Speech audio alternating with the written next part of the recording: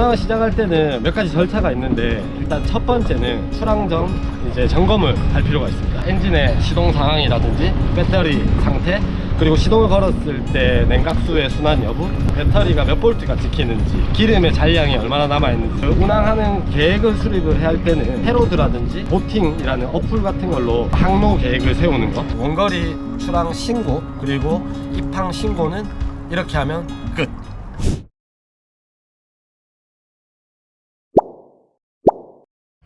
오늘은 저희가 지금 듀오 캠퍼 28이 바로 뒤에 있고, 지금 저희가 있는 곳이 동백항입니다. 여기서부터 부산에서 해운대 수영마 요트 경기장까지 배를 이제 딜리버리를 해주는 일 때문에 지금 나와 있고요.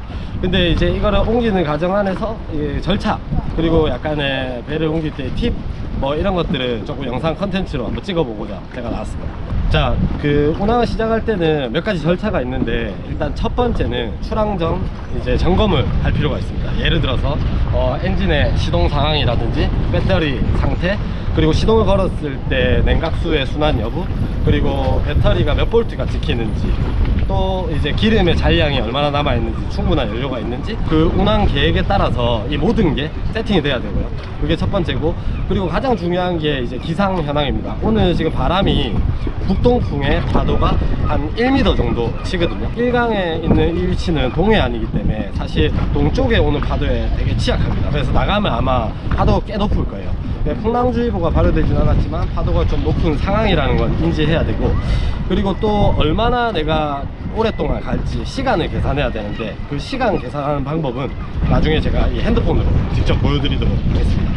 운항하는 계획을 수립을 해야 할 때는 헤로드라든지 보팅이라는 어플 같은 걸로 항로 계획을 세우는 거, 전반적인 이제 운항을 하는 방법에 대한 팁을 보여드리도록 하겠습니다. 운항 계획을 세울 때는 주로 이제 보는 게 이제 어플 중에 헤로드라든지 여기 있는 보팅 앱을 봐야 됩니다. 저는 이제 보팅 앱이 좀 더 디테일하고 정확하다고 생각이 들어서 우리가 가는 항로의 수심을 이제 미리 좀 체크해서 이제 가야 됩니다. 지금 보시는 것처럼 이런데 암초라든지 뭐 이런 게 있을 때 수심이 얼마나 나든지, 그럼 항로 계획을 세울 때 요 바깥쪽으로 돌아가야겠죠. 헤로드에 보면 현위치를 이렇게 찍으면 지금 동백항, 지금 보이시는 동백항에 저희가 위치해 있고요. 그리고 이제 쭉 가서 수영마 요트 경기장까지 얼마나 거리가 되는지 계산을 한번 해봐야 됩니다. 그 계산을 해봤더니 한 21km 정도가 나왔고요. 그 21km면 해리로 따지면 12해리 정도 되거든요. 그러면 이 배가 이제 가지는 속도가 평속 한 20노트라고 가정했을 때 12 나누기 20을 하면 한 30분에서 한 40분 정도? 그 정도 소요되고요. 근데 이제 배 속도만 계산할 게 아니라 바람의 방향이랑 조류도 이제 계산을 해야 되거든요. 조류를 볼 때는 어디서 보냐면 바다누리 해양정보라는 앱에 들어가면 됩니다. 바다누리 해양정보에 들어가면 지금 동해안에 실시간으로 조류가 얼마나 부는지, 지금 보면 오전까지만 해도 조류 방향이 남쪽에서 북쪽이었는데 지금 바뀌어서 북쪽에서 남쪽으로 조류가 바뀌었습니다. 그래서 아마 이 조류의 속도를 보면 지금 유속이 0.37노트, 또 나중에 지금 시간대를 봐야 됩니다. 시간대가 저희가 지금 3시에 출발을 할 거기 때문에 오후 3시는 0.39 정도까지 올라가거든요. 그러면 우리 배의 속도에 조류 속도를 좀 더하고, 그리고 바람이 지금 북동이니까 빗바람을 또 받고 갑니다. 그러면 이 바람이 밀어주는 속도까지 더하면 한 1에서 1.5노트 정도의 속도가 더 나올 거예요. 그래서 우리가 만약에 18노트만 가더라도 20노트를 계산해서 하면 한 40분 정도 예상됩니다. 그래서 지금 현재 시간 2시 50분인데 3시에 출발한다고 하면 부산 도착하는 시간이 한 3시 40분 정도 도착하는 걸 한번 목표로 가보겠습니다.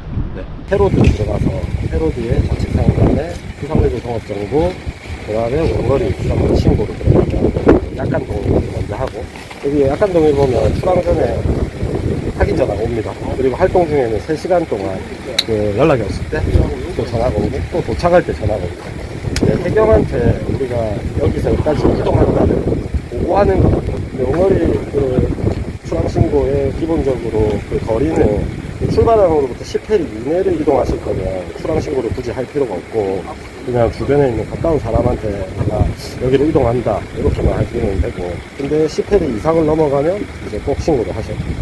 이렇게 해서 레저 기구 제원을 모더보트 선회기죠. 이게는 그 다음에 선명 듀오 캠퍼, 그 다음에 시간은 오후 3시, 저희가 3시 정각에 출발하는 계획이고요. 출발항을 검색을 해야 됩니다. 그러면 마리나나 항구 이름이 검색을 하면 이렇게 다 나오거든요.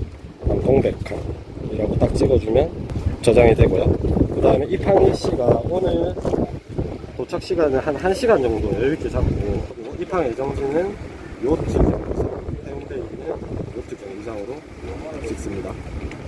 이렇게 신청인 정보랑 뭐 활동구역 뭐 이렇게 나옵니다. 그리고 똑같이 문자로도 나옵니다. 이렇게 출발한다고. 그래서 요 연락처로 전화해서 뭐 해도 되고, 그리고 이걸 보면 뭐 안전수칙이나 이런 것도 이렇게 남아있고요. 네, 이러면 원거리 출항신고 끝난 겁니다.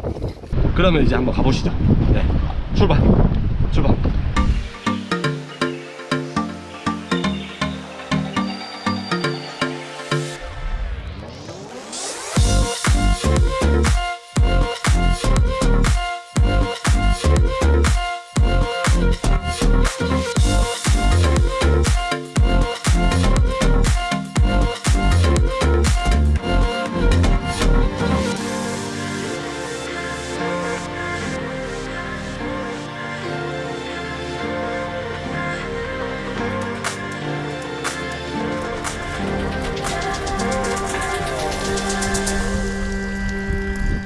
네, 저희는 이제 수영만 요트 경기장에 도착했습니다. 현재 시간은 5시 정각입니다.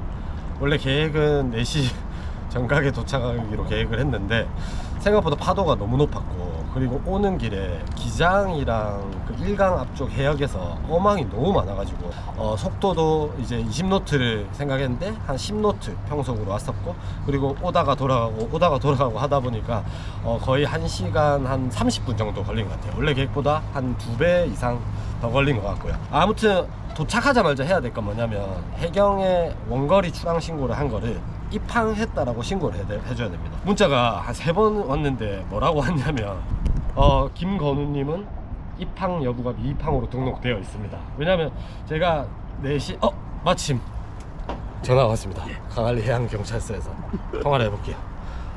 네, 수고하십니다. 네, 저희 도착했습니다. 혹시 몇 시 정도 입항하셨습니까? 저희 한 10분 전에 도착했어요. 10분 전에요? 네, 계획된 것보다 조금 날씨가 안 좋아서 늦게 도착했습니다. 알겠습니다. 네, 감사합니다. 수고하세요. 네. 네, 지금처럼 해경에서 그 도착하기로 예정된 시간보다 늦게 오면 전화가 또 옵니다. 네, 제가 딱 전화하려고 했는데 마침 전화가 와서 요렇게 신고를 하면 마무리가 되고요. 또는 여기 보면 수상레저 종합정보에서 본인 확인하면 입항 이렇게 할 수가 있거든요. 그 2가지 방법 중에 하나로 하시면 됩니다. 네, 아무튼 원거리 출항 신고 그리고 입항 신고는 이렇게 하면 끝. 그렇게 해서 저희가 동백항에서 부산 해운대 요트 경기장까지 1시간 20분에 걸쳐서 이 듀오 캠퍼 28을 딜리버리를 완료했습니다. 그 사실 자기가 출발하는 곳에서 10해리 이상 나가지 않으면 굳이 신고 의무가 없어요. 그냥 나가고 싶을 때 나갔다가 들어오고 해도 되지만 10해리 이상이 될 때 원거리 출항 신고를 해야 된다는 점과, 아마 배 타고 다른 지역으로 가는 거에 대한 걱정이 많으실 건데 한번 이런 식으로 한번 해보시면 아무것도 아니라는 걸 알게 됐을 겁니다. 그래서 저희 구독자 여러분들 이런 것들을 한 번씩 해보시고 좀 더 안전하고 좀 재밌는 보팅을 하시길 바랍니다. 네, 이상 디스커버 마린의 마린 박사였습니다. 감사합니다.